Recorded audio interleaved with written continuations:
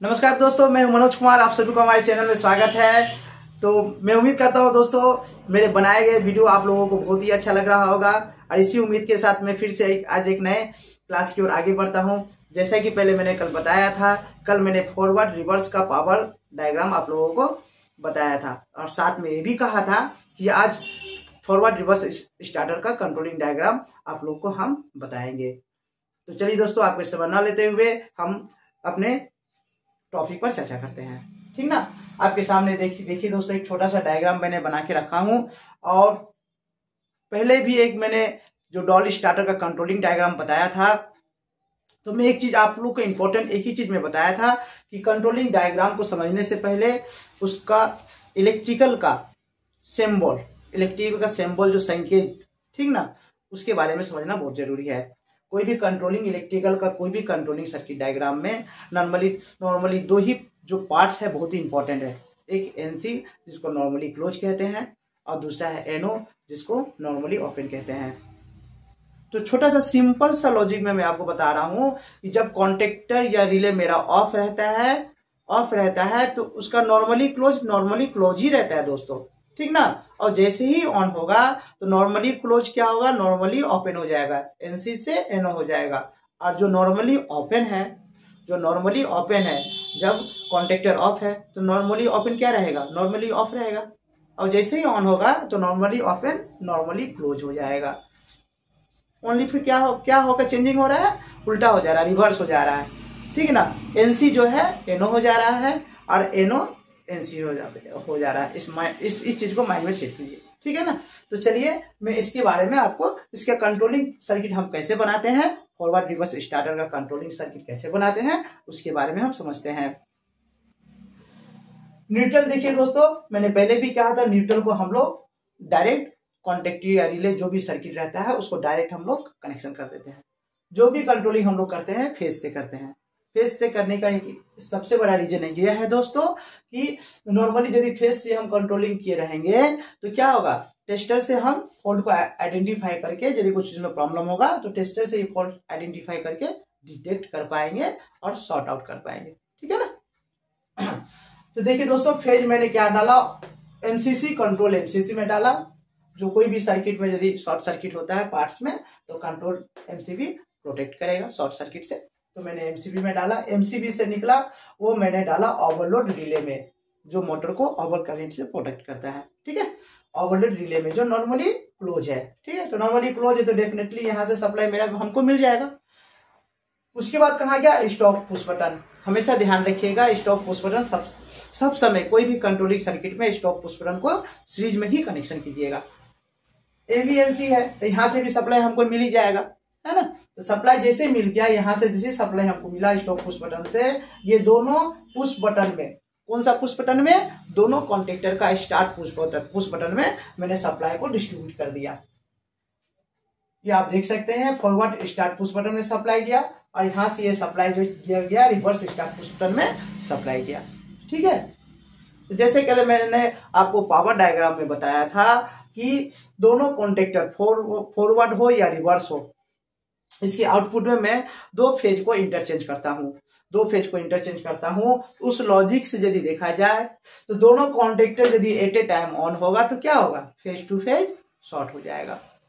तो उस phase two phase short ना हो और एट ए टाइम दोनों कॉन्टेक्टर ऑन ना हो, उसके लिए हम लोग क्या करते हैं, कुछ इंटरलॉकिंग कनेक्शन करते हैं ताकि दोनों contactor at a time on ना हो। तो इंटरलॉकिंग कनेक्शन कैसे करते हैं तो उसके बारे में समझिए। यहां पर स्टार्ट पुश बटन में सप्लाई मैंने डाला, सपोज फॉरवर्ड कॉन्टेक्टर को ऑन करना है, ठीक है ना।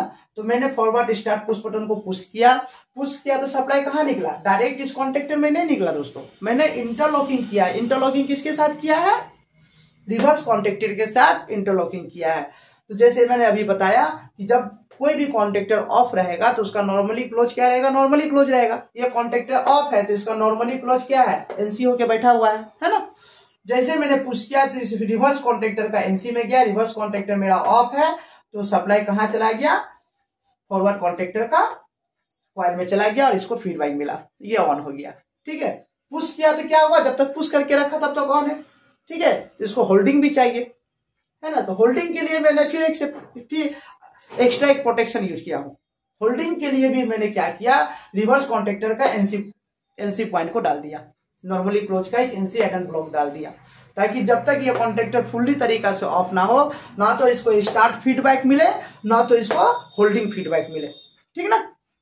सेम फंडा इसका, रिवर्स कॉन्टेक्टर का मैंने एनसी डाला, एनसी से सप्लाई निकला, और जैसे ही ये कॉन्टेक्टर ऑन है तो ऑन होगा तो क्या होगा, एनो ऑन होगा तो क्या होगा, कोई भी कॉन्टेक्टर का एनो जब ऑन होगा तो क्या होगा, नॉर्मली क्लोज हो जाएगा। ठीक उल्टा होगा ना। जैसे ऑन हो गया, यहां से फीडबैक मिल गया, ये कॉन्टेक्टर होल्डिंग हो गया, है ना, होल्डिंग हो गया। ये कॉन्टेक्टर सपोज मेरा ऑन है, ठीक ना, फॉरवर्ड कॉन्टेक्टर मेरा ऑन है, मैंने क्या किया, रिवर्स कॉन्टेक्टर को पुश किया। ऑन नहीं होना चाहिए ना, डेफिनेटली नहीं ऑन होगा दोस्तों, क्योंकि दोनों कॉन्टेक्ट यदि ऑन हो जाएगा तो शॉर्ट सर्किट हो जाएगा, phase to phase short circuit हो जाएगा। जब तक इसको ऑफ नहीं करेंगे, है ना, जब तक इसको ऑफ नहीं करेंगे, ये कॉन्टेक्टर को ना तो फीडबैक मिलेगा, ना ही कॉन्टेक्टर ऑन होगा।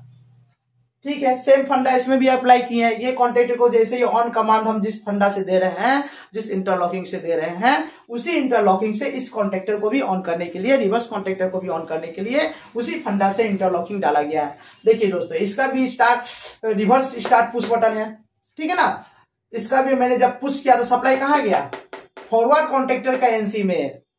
ये कॉन्टेक्टर जब तक ऑफ नहीं होगा, अभी मैंने थोड़ा देर पहले कहा, ये कॉन्टेक्टर जब तक ऑफ नहीं होगा तो इसका एनसी नहीं होगा, है ना। ये कॉन्टेक्टर जैसे ही ऑफ हुआ, उसके बाद इस कॉन्टेक्टर को जैसे मैंने पुश किया, पुश करने के बाद सप्लाई निकला फॉरवर्ड कॉन्टेक्टर के एनसी में, और एनसी से जैसे सप्लाई निकला, इसको फीडबैक मिल गया, ये ऑन हो गया। ऑन हो गया तो ऑन होने के बाद फिर होल्डिंग भी चाहिए, है ना, होल्डिंग भी चाहिए। तो होल्डिंग के लिए मैंने फिर अलग से एक प्रोटेक्शन यूज किया हूं। फॉरवर्ड कॉन्टेक्टर का एनसी एडन ब्लॉक डाला हूं, और इसका रिवर्स कॉन्टेक्टर का एनो एडन ब्लॉक डाला हूं।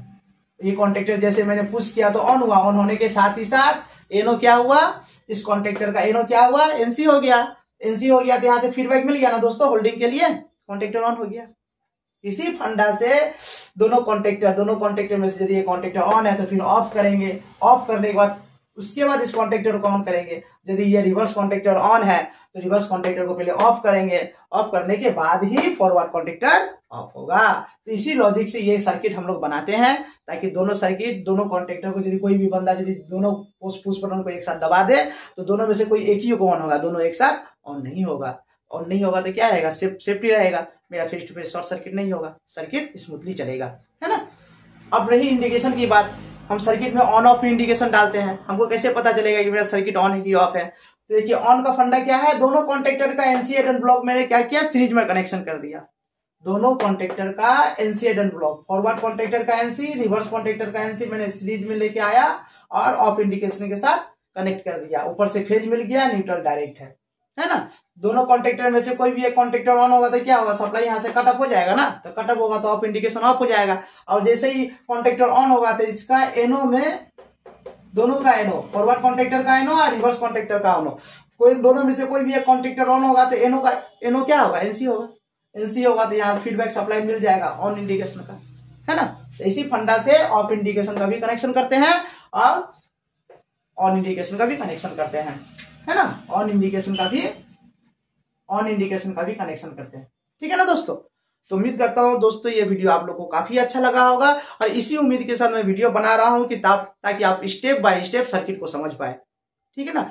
तो आप इसके लिए आपको हमारे साथ जुड़ना पड़ेगा दोस्तों। मेरे चैनल को मैं बार बार आप लोगों से रिक्वेस्ट कर रहा हूं, मेरा वीडियो अच्छा लगे तो उसको एक बार लाइक जरूर करें। लाइक करने में कुछ जाएगा नहीं दोस्तों, एक बार लाइक जरूर कर सकते हैं। सब्सक्राइब करें और बेल आइकन को साथ में दबाएं, ताकि मेरा वीडियो आप लोगों के पास जैसे मैं अपलोड करूं तो आप लोगों के पास पहुंचे दोस्तों। नमस्कार दोस्तों।